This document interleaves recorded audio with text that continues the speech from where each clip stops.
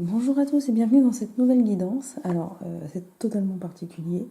Mes hommes, donc c'est-à-dire mon homme et mon fils, sont en train de dormir à l'étage, donc je ne vais pas parler trop fort. Et je n'arrive pas à fixer mon trépied pour qu'on puisse voir toutes les cartes, puisque je n'ai pas pris le grand trépied mais le petit. Donc, on va faire comme on peut et on va juste faire une guidance générale avec l'oracle de Biria, parce que j'ai pas voulu m'encombrer de trop d'autres jeux de cartes. Voilà, j'en aurais eu que deux autres à prendre, hein, c'est pas bien compliqué. Mais on est déjà pas mal chargé pour ces vacances, donc on a fait léger. Alors, on commence tout de suite avec la forêt et la montagne. Encore, je crois que ça fait 3 tirages d'affilée qu'elle est là, la montagne. Donc, bon. Donc la forêt, c'est... Puis la forêt aussi d'ailleurs, hein. La forêt, j'en ai parlé aussi la semaine dernière. La forêt, ce sont les choses qui prennent le temps. Les choses qui mettent du temps à se mettre en place. Ça peut représenter la santé, la vie, mais c'est surtout une question de lenteur. C'est-à-dire que là, ce qui va se passer, c'est que ça ne sera, ce qu'on veut ne sera pas rapide à réaliser. Sachant qu'on a encore la montagne qui indique des obstacles, voilà, des petites contrariétés qu'on pourrait rencontrer quand on a nos projets à réaliser. Donc non seulement ça va prendre du temps, mais en plus ça peut se montrer un peu compliqué. Sachant que c'est peut-être aussi des complications qui font que ça met du temps. Hein. On va pas se mentir. Voilà, des fois on est... en fait, c'est un peu comme si on était bloqué. C'est comme si notre petit bonhomme là, il n'arrivait pas à passer de l'autre côté de la montagne, il n'arrivait pas à gravir là ce rocher, et qu'il allait devoir mettre du temps. Ça peut aussi être une question de réfléchir à notre stratégie, de réfléchir différemment, de demander aussi un peu autour de soi des conseils, des avis, même s'ils ne sont pas toujours bons enfin, tous bons à prendre, hein, parce que personne mieux que vous ne sait ce que vous avez besoin, ce que vous voulez. Mais des fois, avoir des avis de plusieurs personnes, des gens qui connaissent ce dont vous avez besoin, qui connaissent un petit peu votre vie aussi, comment vous réagissez en fonction de telle ou telle chose, et ce que vous avez envie aussi, ça peut être bon à prendre quand même. Enfin, je pense que, voilà, ne prenez pas tout ce qu'on vous dit au pied de la lettre, mais prendre des avis par-ci par-là, ça peut être une très bonne chose. Ensuite, nous avons les yeux et le nœud. Alors, les yeux, ça peut évoquer un certain côté de domination, de jalousie, mais tout simplement l'observation. Hein, voilà, on peut être aussi dans cette phase. Je suis désolée, la caméra elle bouge dans tous les sens, mais j'essaye de ne pas la faire trop bouger pour pas que vous ayez le mal de mer. Cette phase d'observation, elle peut faire partie aussi de ça, de cette lenteur, en fait, des choses qui prennent vraiment du temps à se mettre en place. On peut être aussi simplement dans une phase d'observation. Et en fait, des fois, plus on regarde, plus on observe les autres ou ce que les autres font, voilà, ce genre de choses, plus on a des doutes. Donc, même si c'est une bonne chose en soi, hein, d'observer un peu ce qui se fait ailleurs et tout ça, ça peut aussi poser des doutes. Et les doutes, ça peut être aussi ces petites complications qu'on rencontre.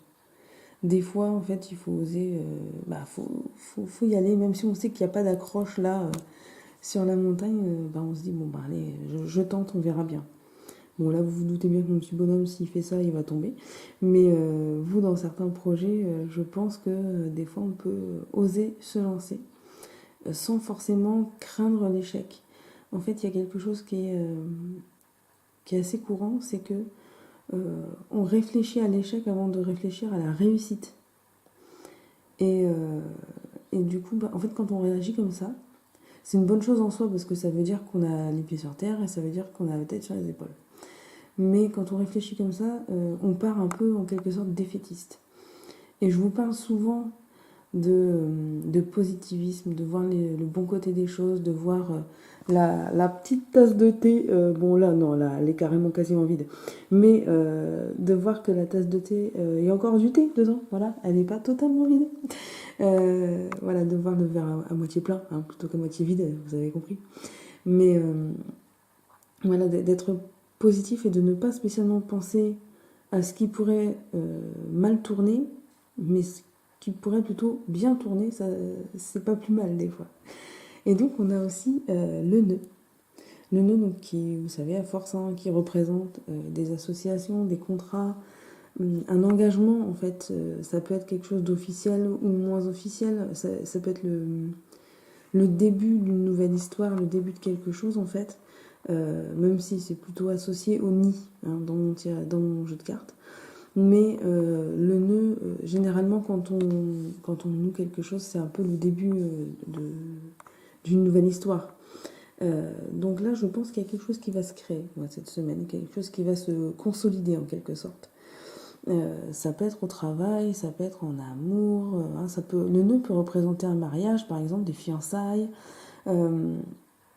Ça peut aussi, en quelque sorte, représenter une sorte de naissance. Pas spécialement au sens propre, ça peut être aussi au sens figuré. Hein.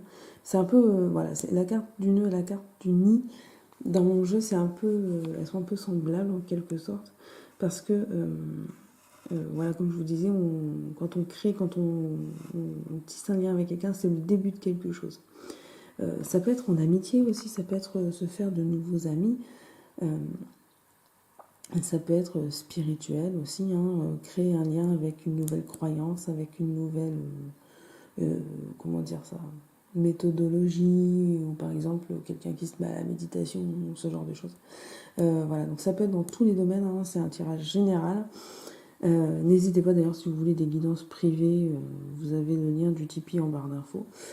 Et donc voilà, c'est ce lien qui va se créer, là, cette chose qui va se nouer, se consolider.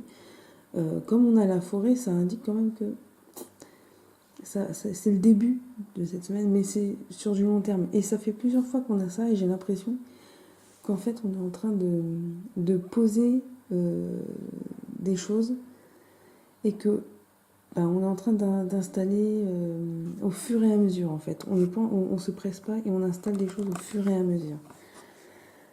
Alors, on termine avec les deux dernières. Nous avons donc la lettre et le manoir. Alors, là, pour moi, la lettre, elle indique des communications, évidemment. Pas spécialement par écrit. Hein. Elle est très jolie, cette lettre, mais ça peut être aussi en parlant, tout simplement. Et le manoir, donc le manoir, ça représente un lieu. La plupart du temps, ça représente le lieu où on habite, le lieu où on est. Le lieu où on se sent bien, le lieu où on se sent en sécurité, parce que ça indique aussi en quelque sorte une protection. La plupart du temps, quand on est chez soi, on se sent protégé. Voilà. Je dis la plupart du temps parce que des fois il y a des choses qui peuvent interférer, ou des personnes qui peuvent interférer et qui font qu'on se sente mal chez nous. Mais je suppose que si vous êtes par exemple poursuivi dans la rue par un mec pas très sympa, une fois chez vous, vous vous sentez plutôt en sécurité. Voilà, donc ça parle de protection en quelque sorte. Et ça peut être également notre moi intérieur. C'est-à-dire que ça peut représenter nous, ce que nous sommes. Et le fait qu'il y ait la lettre associée au manoir, moi je pense qu'on va avoir des communications, des choses à régler par rapport à, donc, du coup, soit un lieu, ça peut être le lieu d'habitation, de résidence secondaire, peu importe, ou même le lieu du travail, hein, ou alors par rapport à nous, directement. Parce que on est plus ou moins impliqué, puis comme beaucoup de personnes en général, quand on a un appartement, une maison, une péniche, peu importe là où vous habitez, même un chalet dans les bois si vous voulez, on personnalise la déco. Et du coup, c'est notre chez nous représente. Même quand on est plus jeune, on personnalise notre chambre, on colle des posters et tout. Donc tout ça, ça nous représente nous directement. Et du coup, le manoir et la lettre, moi je pense il y a des choses à régler par rapport à nous-mêmes, mais aussi peut-être par rapport à un lieu. Ça peut parler de déménagement, ça peut parler d'emménagement tout simplement. Ça peut être aussi un conflit qui peut y avoir aussi au sein de l'environnement familial, on va dire, et qui doit se régler grâce à la communication. On ne dira jamais assez, mais il faut parler. Et si les mots ne suffisent pas à l'oral, eh bien, on le fait à l'écrit. Il faut communiquer parce que dans une famille, dans un couple, même entre amis ou entre collègues, l'important c'est quand même de communiquer et de dire ce qu'on a à dire honnêtement et être franc. Ne pas cacher les choses parce que ça peut être très compliqué. Parce qu'au bout d'un moment, ça finit par sortir quand même. Hein. Quand on ressasse trop quelque chose et qu'on ne le dit pas, au bout d'un moment, ça sort. Et quand ça sort, c'est pas génial. Hein. Généralement, ça sort sur le coup de l'énervement, c'est des crises, voilà. Donc, il vaut mieux dire les choses au fur et à mesure plutôt que de tout accumuler et de tout lâcher d'un seul coup. Voilà, bah écoutez, je pense qu'on a terminé cette petite guidance. Du coup, je suis désolée, il n'y a pas de sélection de tas de cartes pour cette fois. J'espère que vous m'en voudrez pas. En tout cas, j'ai été ravie de vous partager ce petit moment. Et je vais aller réveiller mes bonhommes. Je vous souhaite à tous une très très bonne semaine. Ciao.